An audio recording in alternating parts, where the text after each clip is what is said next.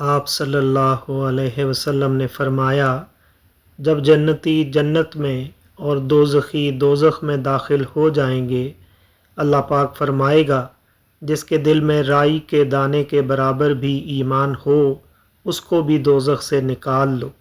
تب ایسے لوگ دوزخ سے نکال لیے جائیں گے اور وہ جل کر کوئلے کی طرح سیاہ ہو چکے ہوں گے۔ پھر زندگی کی نہر میں یا بارش کے پانی میں ڈالے جائیں گے۔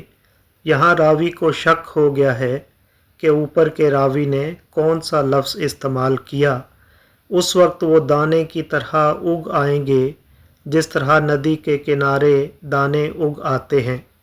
کیا تم نے نہیں دیکھا کہ دانہ زردی مائل پیچ در پیچ نکلتا ہے؟ وہیب نے کہا کہ ہم سے عمروں نے حیا کی بجائے حیات اور خردل من ایمان کی بجائے خردل من خیر کا لفظ بیان کیا۔ صحیح بخاری حدیث نمبر 22۔